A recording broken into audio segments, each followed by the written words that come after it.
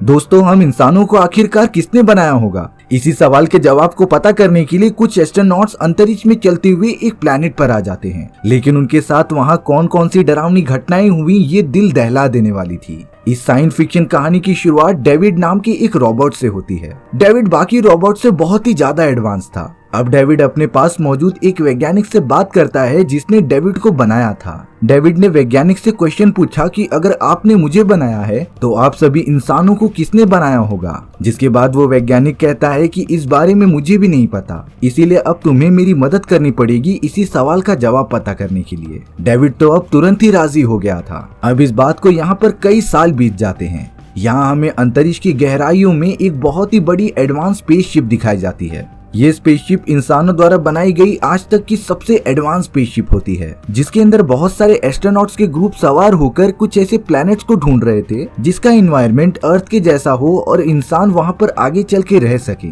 लेकिन उन सभी के टारगेटेड प्लैनेट तक पहुंचने के लिए 23 साल लगने वाले थे। इसीलिए बाकी एस्ट्रोनॉट्स अपने आप को हाइबरनेशन में रखने के लिए स्लीपिंग पॉड्स में जाकर सो जाते हैं। अब उस पूरी स्पेसशिप की देखभाल करने के लिए एक रोबोट मौजूद होता है। इत्तेफाक से ये robot same to same David जैसा दिख रहा था। दरअसल जिस रोबोट को हमने कहानी की शुरुआत में देखा था वो 2 साल पहले का सीन होता है, और ये दूसरा रोबोट जिसका नाम फ्रैंक था उसे भी उसी कंपनी ने बनाया था जिसने कि डेविड को बनाया होता है। फ्रैंक सारे एस्ट्रोनॉट्स के स्लीपिंग चेंबर में सोने के बाद पूरे स्पेसशिप की देखभाल करता है। अब देखते ही देखते वो सब अपने सफर के आधे रास्ते तक पहुंच गए थे, पर तभी एक दिन अंतरिक्ष के अंदर बहुत सारे सोलर स्टॉर्म आने की वजह से स्पेसशिप खराब होने लगी थी। स्पेसशिप के कई सारे सिस्टम तो बंद पड़ जाते हैं। इसीलिए फ्रैंक जल्द से जल्द स्लीपिंग पॉड में सोए हुए एस्ट्रोनॉट्स को जगाने लगा था। सारे एस्ट्रोनॉट्स एक एक करके निकल जाते हैं, लेकिन उन सभी का कैप्टन अभी भी स्लीपिंग पॉड में फंसा ही हुआ था, और अब एक बहुत ही बड़ा शॉर्ट सर्किट होने की वजह से कैप्टन के चेंबर में आग लग चुकी थी। देखते ही देखते कुछ देर बाद कैप्टन की पूरी बॉडी जलकर राख हो जाती है, यानी कि अब कैप्टन मारा जा चुका था।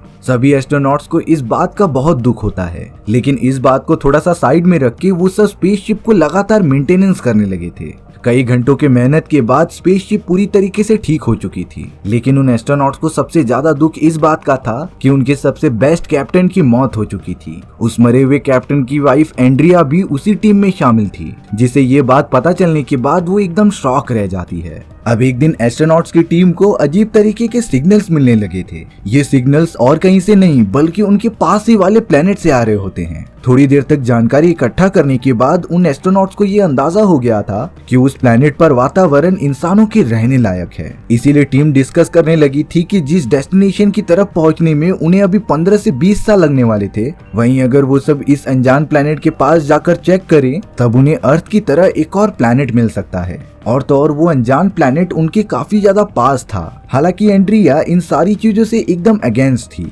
क्योंकि एंड्रिया के हिसाब से जब वैज्ञानिकों ने अर्थ पर रहकर पूरे ब्रह्मांड को छाना था तब ये प्लेनेट तो उन्हें दिखाई नहीं दिया, और अब अचानक से ये प्लेनेट सामने आ जाता है। जरूर इस प्लेनेट के वातावरण में कुछ अजीब होगा, इसीलिए एंड्रिया कह रही थी कि हमें वहां जाना नहीं चाहिए। लेकिन अब माइक उस पूरे ग्रुप का नया कैप्टन बन चुका था। वो कहता है कि हमें ये सारी बातें उस प्लेनेट पर जाकर ही पता चलेंगी। इसीलिए अब उन एस्ट्रोनॉट्स की पूरी टीम निकल पड़ी थी उस अनजान प्लेनेट की तरफ जाने के लिए। बहुत ही कम समय में वो सब अपनी एडवांस स्पेसशिप लेकर प्लेनेट के ऑर्बिट में पहुंच गए थे, लेकिन उस प्लेनेट का वातावरण कुछ अजीब सा दिखने के कारण उन्होंने स्पेसशिप को प्लेनेट पर डिस्ट्रॉय ना करने का डिसीजन लिया। इसके बदले वो अपने एक छोटे से स्पेसशिप को प्लेनेट पर निरीक्षण करने के लिए भेज देते हैं। वो छोटा सा स्पेसशिप जैसे ही वातावरण के अंदर जा रहा था तभी उनके सिस्टम में कुछ शॉर्ट सर्किट हो जाता है, जिससे कि कुछ समय के लिए उनका कंट्रोल स्पेसशिप से टूट जाता है। पर कैसे भी करके वो सब लैंड होने में कामयाब हो गए थे। अब एंड्रिया अपनी एक फीमेल साथी के साथ यहीं रुककर स्पेसशिप को ठीक करने के लिए कह रही थी, जिससे कि बाकी बचे हुए सोल्जर्स प्लेनेट के बारे में जानकारी इकट्ठा करने के लिए निकल जाते हैं।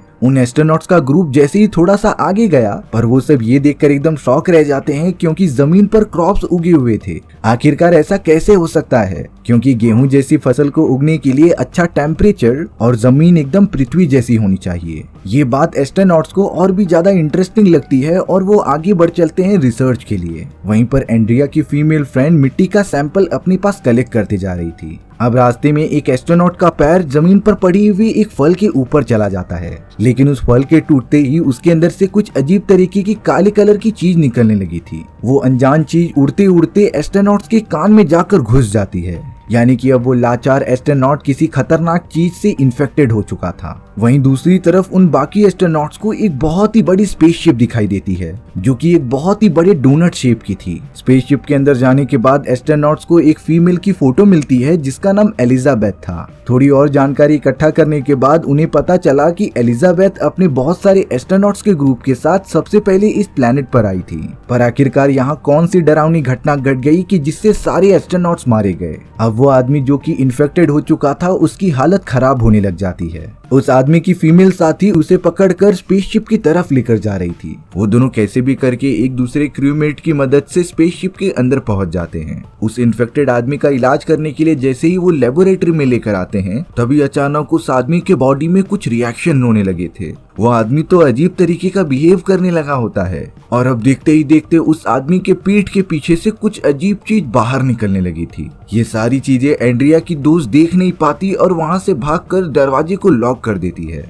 पर अफसोस वो दूसरी क्रूमेट अभी भी अंदर ही फंसी हुई थी। वो तो एंड्रिया के दोस्त से बाहर निकलने की रिक्वेस्ट कर रही होती है लेकिन एंड्रिया की साथी बहुत ही ज्यादा डर गई थी। अब देखते ही देखते उस आदमी के बॉडी के पीठ में से एक खतरनाक क्रिएचर बाहर निकल जाता है जो भले ही छोटा था लेकिन किसी भी आदमी को मारने की ताकत रखता था। अब देखते ही देखते उस क्रिएचर ने रूम के अंदर मौजूद उस क्रूमेट को मार दिया था। वो छोटा सा क्रिएचर तो उस क्रूमेट की पूरी बॉडी ही फाड़ कर रख देता है। अब यहाँ एंड्रिया की दोस्त अपनी प्रोटेक्शन के लिए हथियार ढूंढ रही थी क्रिएचर को खत्म करने के लिए। हथियार तो मिल गया था लेकिन वो क्रिएचर भी अब बाहर आ चुका होता है। एंड्रिया की दोस्त लगातार उसके ऊपर फायर करते ही जा रही थी लेकिन वो इतना छोटा और तेज था कि उसके ऊपर एक निशाना नहीं लगता। देखते ही देखते इसी तरीके से लगातार हमला करने की वजह से एक गोली गैस सिलेंडर के पास जाकर लग जाती है जिससे कि स्पेसशिप के अंदर देखते ही देखते एक बहुत ही बड़ा धमाका हो गया था। बाकी टीममेट्स भी पता नहीं क्यों भागते भागते उस स्पेसशिप की तरफ आ रहे थे जिन्होंने सिर्फ देखा कि स्पेसशिप पूरी तरीके से डिस्ट्रॉय हो चुकी है, यानी कि स्पेसशिप के अंदर मौजूद एंड्रिया के दोस्त और बाकी लोग मारे गए। अब जैसे ही बाकी क्रूमेट स्पेसशिप के काफी पास आ जाते हैं तभी उनमें से भी कुछ लोग इन्फेक्टेड हो चुके थे जिनके बॉडी में से सेम तरीके से एलियन क्रिएचर्स बाहर निकलने लग जाते हैं। वो क्रिएचर तो एक आदमी को खत्म करके भाग गया था और अब वो बाकी इंसानों को मारने की फिराक में होता है। यहाँ फ्रैंक और बाकी एस्ट्रोनॉट्स को नहीं समझ रहा था कि आखिर ये सारी चीजें हैं क्या। अब जैसे ही वो क्रिएचर बाकी एस्ट्रोनॉट्स पर हमला करने गया तभी फ्रैंक उनकी मदद करते हुए सामने आ जाता है लेकिन उस एलियन क्रिएचर ने फ्रैंक का पूरा हाथ काट दिया था। फ्रैंक को ये नहीं समझता कि आखिर ये सब है क्या और अब तो देखते ही देखते वहाँ पर बहुत सारे एलियन क्रिएचर्स जमा हो जाते हैं जो शायद से अब एक ही बार में इन सभी एस्ट्रोनॉट्स और फ्रैंक को खत्म कर देंगे। पर तभी अचानक वहाँ पर मास्क पहना हुआ एक आदमी आया और आसमान में एक गन फायर कर दिया जिससे कि सारे एलियंस डर कर वहाँ से भाग जाते हैं। आखिर इस अनजान प्लेनेट पर यह आदमी कौन मौजूद था ये जानकर आप शॉक रह जाओगे। वो आदमी और कोई नहीं बल्कि डेविड होता है जो हमें कहानी की शुरुआत में दिखाया गया था। डेविड एलिजाबेथ जैसे बहुत सारे एस्ट्रोनॉट्स के साथ सबसे पहले इस प्लेनेट पर आया होता है लेकिन स्पेसशिप खराब होने के कारण वो सब यहीं पर फंस गए। डेविड फ्रैंक, एंड्रिया और बचे हुए सारे एस्ट्रोनॉट्स को एक सेफ जगह पर लेकर आ गया था। डेविड फ्रैंक से अच्छे से इसीलिए बात करता है क्योंकि वो भी उसी की तरह बनाया गया है। डेविड बता रहा था कि इस प्लेनेट के अंदर एक खतरनाक वायरस है जो अलग अलग जानवरों और इंसानों के अंदर घुसकर एक खतरनाक एलियन को जनरेट करता है, इसीलिए हमें सबसे पहले प्लेनेट के इस वायरस को खत्म करना होगा। डेविड के पास सारा प्लान होता है वायरस को खत्म करने का, इसीलिए वो सिर्फ फ्रैंक और बाकी एस्ट्रोनॉट्स को फॉलो करने के लिए कहता है। लेकिन यहाँ एंड्रिया को कुछ गड़बड़ी लग रही थी। वो फ्रैंक से कहती है कि हमें इसका भरोसा नहीं करना चाहिए क्योंकि हमें नहीं पता कि ये इस प्लेनेट का ही है कि कहीं और से आया है। अब फ्रैंक डेविड द्वारा बनाई गई जगह को अंदर से जाकर देखने लग जाता है। फ्रैंक ने नोटिस किया कि डेविड ने इतने सालों में यहाँ पर रहकर अलग अलग जानवरों को रिसर्च की है, साथ ही साथ इस खतरनाक वायरस ने सभी जानवरों पर अपना इफेक्ट दिखाना स्टार्ट कर दिया था जिससे कि जानवरों का डीएनए स्ट्रक्चर बदलने से वो भी एलियन बन जाते थे। लेकिन फ्रैंक को भी कहीं न कहीं डेविड का बिहेवियर अजीब लग रहा था। दरअसल डेविड उन रोबोट्स में से होता है जो अपने आप को सुपीरियर मानते थे। उसके हिसाब से रोबोट इंसानों से भी बड़े हैं, इसीलिए डेविड इंसानों पर जरा भी रहम नहीं करता। ये बात उन सभी को आगे चल के पता चलेगी।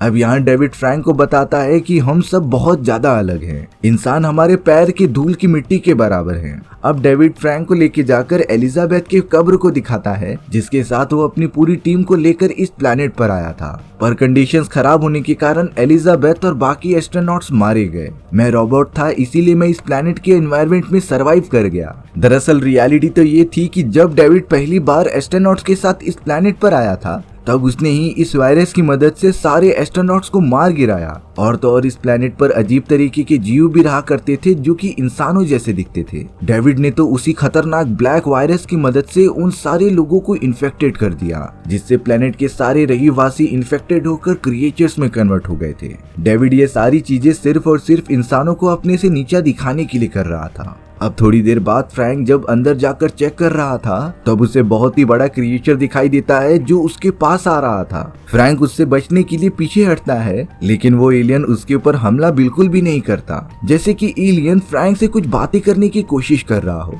फ्रैंक भी थोड़ी ही देर में उस एलियन की भाषा को समझने लगा होता है, पर तभी एक दूसरा क्रूमेट आकर उस एलियन के ऊपर फायर कर देता है। हालांकि फ्रैंक ऐसा करने से मना कर रहा था, पर अपनी प्रोटेक्शन के लिए उस क्रूमेट ने एलियन को खत्म कर दिया था। अब दूसरी तरफ हम डेविड को देखते हैं जो एक दूसरे एस्ट्रोनॉट को कुछ दिखाने के लिए अंदर लेकर जा रहा था। डेविड उस एस्ट्रोनॉट को अपनी बातों में फंसा रहा था, जैसे कि मेरे पास एक ऐसी अनोखी चीज है जो पृथ्वी पर कई करोड़ रुपए की मिलती होगी। अब यहाँ डेविड एस्ट्रोनॉट को एक ऐसी जगह पर लेकर आ गया था जहाँ बड़े बड़े अंडे लगे हुए थे। ये अंडे एक एडवांस एलियन प्रजाति के होते हैं, जिसे कि डेविड को अभी भी टेस्ट करना था। इसीलिए डेविड एक अंडे के मास्क को निकालकर उस एस्ट्रोनॉट के मुंह पर लगा देता है, जिससे कि एस्ट्रोनॉट के अंदर एडवांस एलियन के सारे डीएनए चले गए थे। देखते ही देखते उस एस्ट्रोनॉट के अंदर वो एलियन बड़ा होने लग जाता है। और अब डेविड बहुत ही ज्यादा खुश हो रहा था, क्योंकि उसने कई समय बाद इंसानों पर एक्सपेरिमेंट किया है। वहाँ फ्रैंक अब एकदम से शॉक रह गया था, क्योंकि अब उसने एलिजाबेथ की बॉडी देखी, जो कि पूरी तरीके से एक एलियन में कन्वर्ट हो चुकी होती है, जिसका साफ साफ मतलब ये था कि डेविड ने ही एलिजाबेथ को मारा था। फ्रैंक ये बात पूछने के लिए डेविड के पास जैसे ही पहुंचा, तब देखते ही देखते दोनों के बीच एक बहस चालू हो गई थी। इसीलिए अब डेविड ने फ्रैंक को अजीब तरीके के वायरस डालकर एक जगह पर रोक दिया था।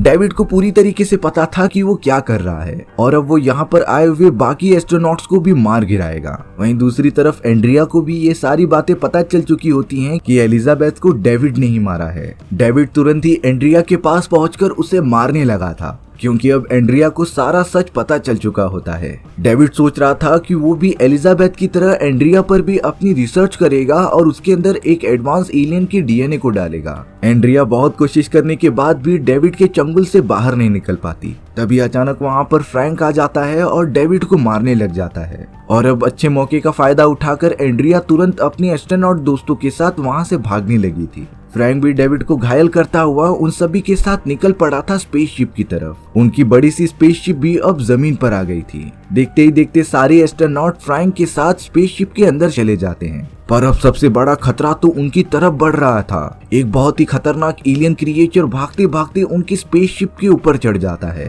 एंड्रिया को ये बात पता चल गई थी कि वो एलियन क्रिएचर अभी हमारे स्पेसशिप पर है और उसे खत्म करना बहुत ही जरूरी था। इसीलिए अब एंड्रिया बाकी एस्ट्रोनॉट के साथ मिलकर एक प्लान बनाती है और स्पेसशिप की पोजीशन को टेढ़ा करने लग जाती है, जिससे कि वो एलियन क्रिएचर संभाल नहीं पाया और नीचे गिर गया। स्पेसशिप पर मौजूद एस्ट्रोनॉट्स को ये लग रहा था कि वो सब बच चुके हैं और अब उन्हें कोई नहीं रोक सकता अर्थ पर वापस जाने के लिए, लेकिन ये उनकी गलतफहमी थी। उन्हीं का एक टीममेट अब इन्फेक्टेड हो चुका होता है, जिसकी बॉडी में से एक और एलियन क्रिएचर निकलने लगा था। वो क्रिएचर देखते ही देखते सभी एस्ट्रोनॉट्स को मारने लग जाता है। एंड्रिया समझ गई थी कि ये क्रिएचर बाकी क्रिएचर से काफी एडवांस है, इसीलिए वो उस क्रिएचर को मारने के लिए अपनी जी जान लगा देती है। पर अफसोस उस क्रिएचर ने एंड्रिया की टीम के बहुत सारे एस्ट्रोनॉट्स को मार गिराया था। हालांकि एंड में एंड्रिया बहुत मुश्किल करने के बाद उस एलियन को मार गिराती है, पर अब जैसे ही उसने अपनी आंखें खोली तब उसके सामने फ्रैंक होता है। लेकिन फ्रैंक पता नहीं क्यों एंड्रिया को एक स्लीपिंग पॉड में जानबूझकर बंद कर रहा होता है।